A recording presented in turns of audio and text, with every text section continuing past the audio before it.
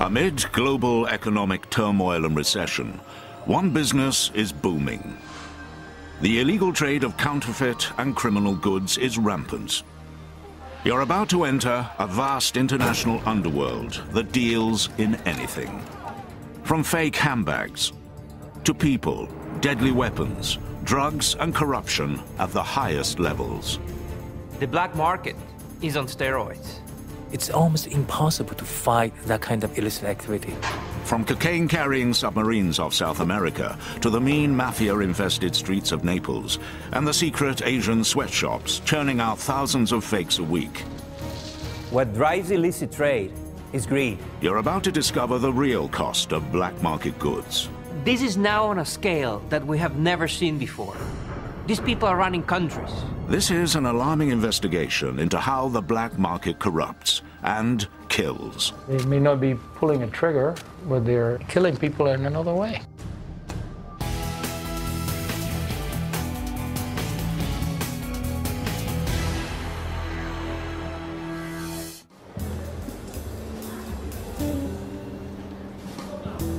It's a common scene on ordinary street corners in any major city.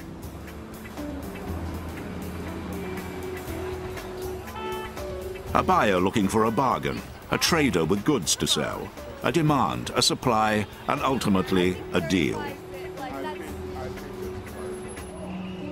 But this seemingly harmless fake handbag is emblematic of a dark trade that is growing at alarming speed.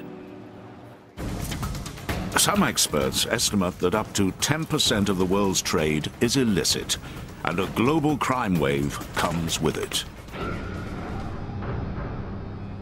When somebody buys a fake handbag, they're touching the tip of an iceberg.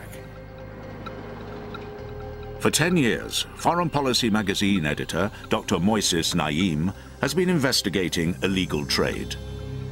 They're touching the end of a very long chain of networks that in fact constitute a criminal enterprise of global nature. It's the dark side of globalization. Though it takes place worldwide, China provides some of the best examples of how it works. As the Chinese economy booms, luxury goods companies have hired a small army of investigators to protect their brands. Former New York City cop Ted Kavoris is now a private investigator working out of Hong Kong. Ted and his agent pose as tourists, the kind eager for a bargain and a certain thrill buyers won't get at a shopping center. He doesn't have long to wait before he's picked up by hustlers, also known as touts, on the lookout for trade. What kind like shirt maybe? Louis Vuitton, yeah. And the touts will be some people with some linguistic ability in English or European languages, bring in the clients, talk to them, get the best price they can, squeeze blood from a stone. Louis Vuitton, do you like? How much? The counterfeiters try to snare potential customers by showing them catalogs from which to select their dream bag. I haven't seen Hermes anywhere else, so... China is an ideal place for counterfeiters. To the local officials, they are positive economic assets because they produce jobs, they create revenue, they pay taxes, and also they pay local officials dividends. These dividends, or bribes, are an additional cost of doing business. The profits are immense. I mean, better than dealing drugs and much safer.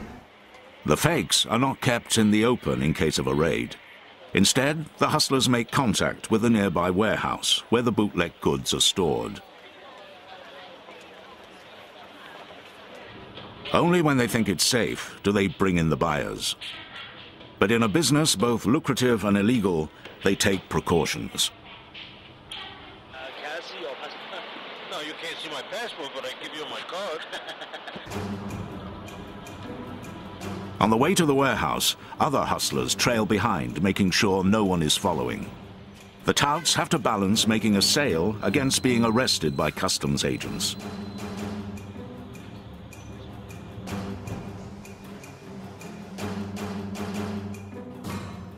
There are hidden networks round the world making thousands of fakes, The black market is booming.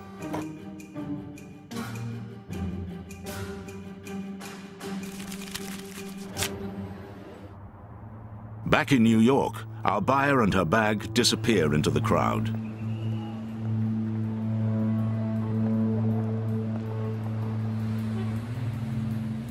But a closer look reveals that illicit goods are all around. And it's not just the usual fake sunglasses, watches and trainers. There could be bogus toothpaste, pharmaceuticals, or car brakes bought in ignorance. Beneath the surface, we're surrounded by all manner of illicit goods. The kidney bought from a broker in India. Or the illegal nanny paid for by an overworked professional couple. The drug dealer with heroin from Afghanistan and cocaine from Colombia. The banker who launders money for ultra-rich clients or foreign politicians. The spoils of the illicit market are everywhere. A black market boom bolstered by events in the 1990s. In the 90s, two very important revolutions took place. One was a revolution in politics, the other was a revolution in technology. The revolution in politics melted the borders. The free market had free rein. Legitimate businesses could now move labor, money and products with unprecedented ease, and the global economy boomed. Criminals and black marketeers went along for the ride. At the same time, technology shrank the world. The internet allowed shadowy traders to hawk their wares in cyberspace. At the click of a mouse, you could get guns, mercenaries, kidneys, all sorts of prohibited goods. This is really different from anything we have seen before. Perhaps more importantly, electronic banking allowed criminals to move their profits and make payments with the ease of going to a high street bank. When you stand in front of an ATM machine, you are standing in front of a border. You don't have to show your passport when you send money across continents. It's almost untraceable and instantaneous. Criminal networks adapted faster to these new conditions than legitimate businesses.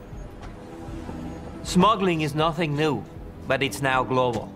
Its networks operate like criminal multinational corporations. Nigerian drug traffickers connect with their counterparts in Thailand. Ukrainian gun runners work with Moroccan criminals. Money launderers in Moscow work with stockbrokers in Manhattan. The black market is on steroids. It's exactly original upstairs. Same 100% exactly original. Exact. Yeah, same original. Exactly. Good quality. Yeah, good. Yeah. Because I don't want Yeah. Okay. Okay. Yeah. Back in Hong Kong, undercover investigator Ted Kavoris is dealing with the retail arm of one of these networks.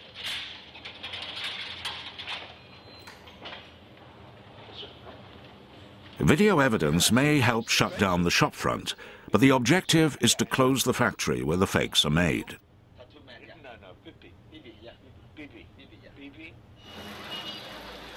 To do that, the investigation turns to the sprawling city of Guangzhou, the suspected hub of large-scale illicit manufacturing.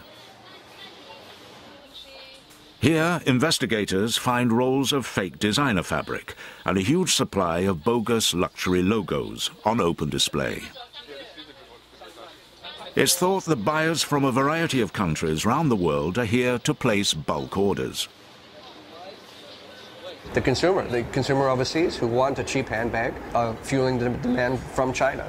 And they're also teaching the Chinese a different level of sophistication in terms of what the products are.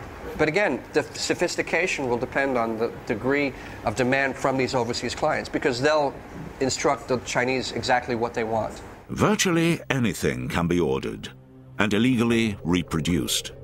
Through reverse engineering or stolen blueprints, everything from car parts to razors are fake. In China, the counterfeit industry